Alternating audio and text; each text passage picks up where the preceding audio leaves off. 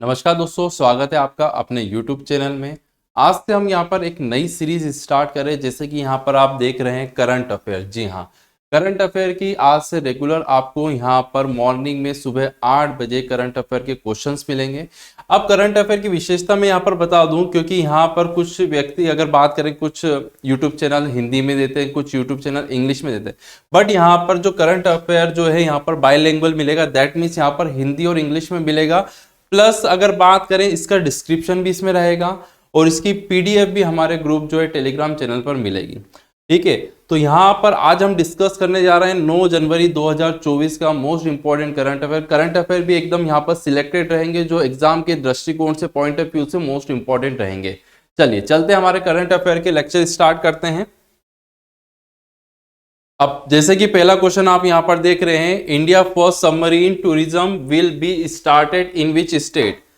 Most important question है, यहां पर एग्जाम में आपको जरूर देखने को मिलेगा। अब यहां पर बात कर रहे हैं, भारत का पहला पनडुब्बी पर्यटन किस राज्य में शुरू किया जाएगा। तो इसका करेक्ट आंसर जो है यहां पर गुजरात।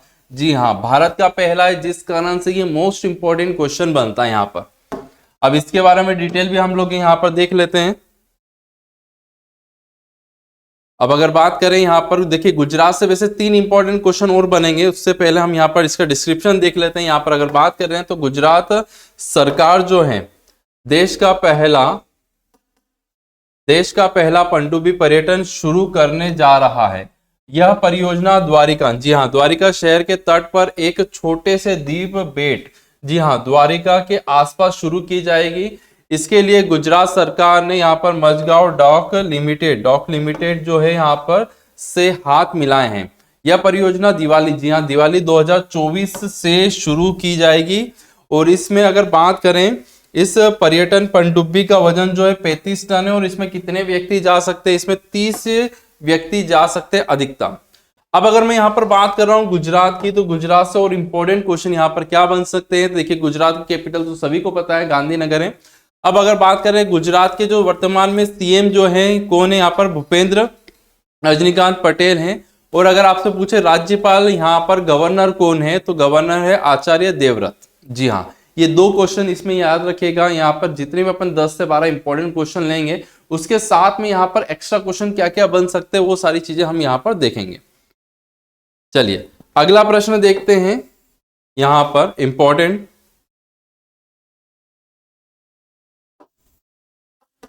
बात करते हैं भारतीय नौसेना स्टाफ, जी हाँ, इंडियन नेवी स्टाफ के उप प्रमुख के रूप में किसे नियुक्त किया गया है।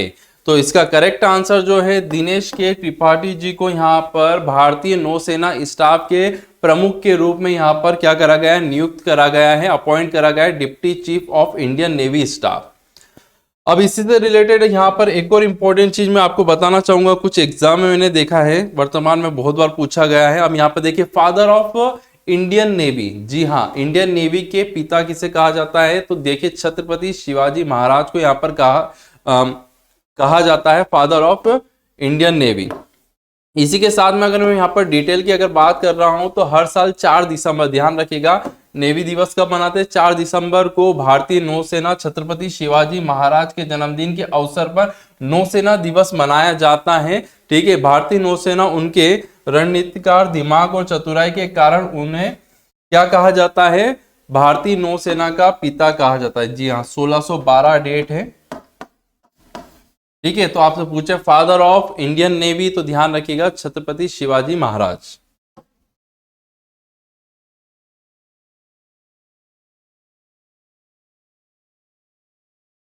चलिए अगला प्रश्न हम यहाँ पर देखते हैं। ये मोस्ट इंपोर्टेंट क्वेश्चन है, आने वाली एग्जाम में करंट अफेयर का ये वाला प्रश्न बहुत बार पूछा जाने वाला है।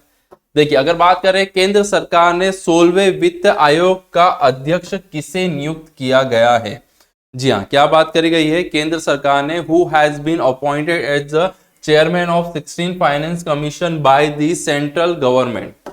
तो अरविंद जी को यहां पर 16वें वित्त आयोग के अध्यक्ष के रूप में यहां पर नियुक्त करा गया है।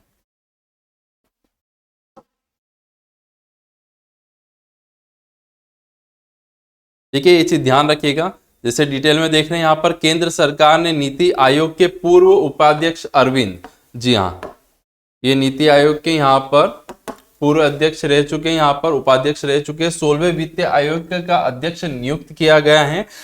ठीक है, देन उसके बाद आईएएस अधिकारी ऋत्विक रंजनम पांडे को आयोग का सचिव नियुक्त किया गया है। पिछले महीने प्रधानमंत्री नरेंद्र मोदी जी ने अध्यक्षता के में केंद्र मंत्रिमंडल ने 16वें वित्त आयोग को क्या करा था, यहाँ पर मंजूरी दी गई थी। और वित्त आयोग का गठन, जैसे कि एग्जाम में आपने देखा होगा पॉलिटी से क्वेश्चन, वित्त आयोग का गठन भारत के संविधान के अनुच्छेद आर्टिकल कौन से में, यहाँ पर 280, okay, the finance commission constitute under article 280 of the constitution of India. तो ध्यान रखिएगा 16वां वित्त आयोग के अध्यक्ष कौन है, अरविंद जी बने हैं। और वित्त आयोग कौन से आर्टिकल में दे रखा है, 280 टू 80 में दे रखा है। चलिए इसके बाद अगले प्रश्न के बारे में बात कर रहे हैं। ये वाला प्रश्न जिससे आपको पता होगा मिलिट्री एक्सरसाइज से यहाँ पर प्रश्न पूछे जाते हैं। तो बात करते हैं यहाँ पर संयुक्त सैन्य अभ्यास डेजर्ट साइक्लोन जो है, ठीक है, ज्वाइंट मिलिट्री एक्सरसाइज जो है यहाँ पर desert cyclone is conducted between the India and in which country, ठीक है। तो ये करा गया था भारत और यूनाइटेड अरब अमीरात के बीच में, यहाँ पर डेजर्ट साइक्लोन, जो कि कहाँ पर करा गया है, राजस्थान में। जी हाँ, कहाँ पर करा गया है, राजस्थान में।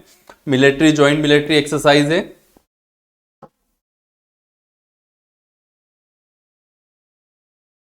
ठीक है, पूरी डिटेल है यहाँ पर। भारत और संयुक्त अरब अमीरात का संयुक्त सैन्य अभ्यास डेजर्ट साइक्लोन जो है राजस्थान के महाजन में आयोजित किया गया है, जो कि कब तक चलेगा, 15 जनवरी तक समाप्त होगा। ठीक है, एक चीज ध्यान रखिएगा।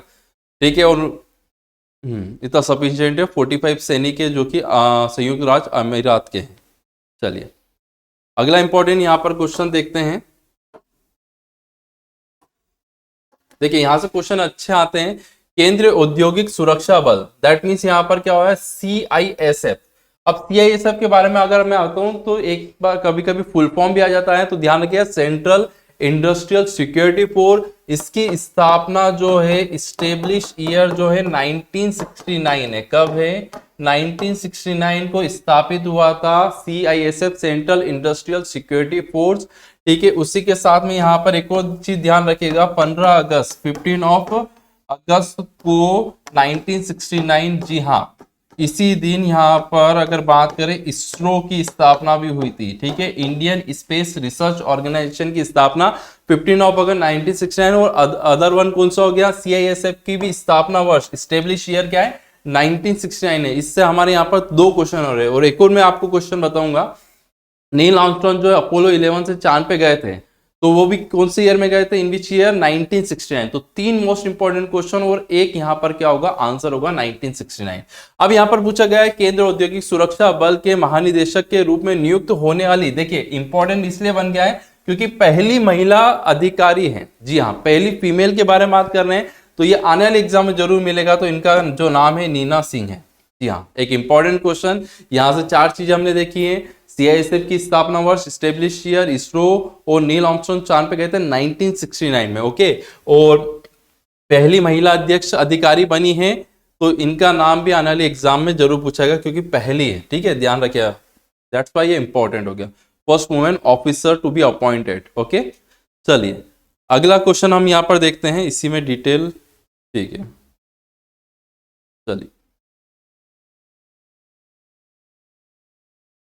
चलिए अगला जो क्वेश्चन है यहाँ पर इसरो से रिलेटेड है, देखते हैं। इसरो के द्वारा हाल ही में लॉन्च किया गया एक्सपोर्ट सेट, जिसका फुल फॉर्म हो गया एक्सरे पॉलीमेट्रिक्स सैटेलाइट के लिए अध्ययन प्राथमिक वस्तु कौन सी है, किसके लिए यहाँ पर क्या था। और इसरो का सबसे पहले ध्यान रखिएगा फुल फॉर्म, ठीक है, इंडियन स्पेस है।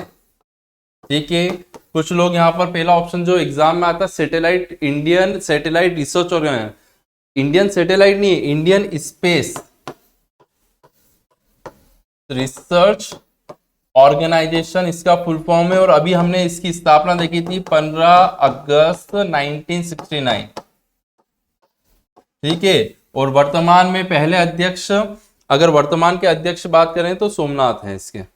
ठीक है, और अगर बात करें तो लॉन्च किया एक्सपो सेट, जो लॉन्च करा गया है यहाँ पर न्यूट्रॉन स्टार और ब्लैक होल के अध्ययन के लिए यह लॉन्च करा गया है इसरो के द्वारा।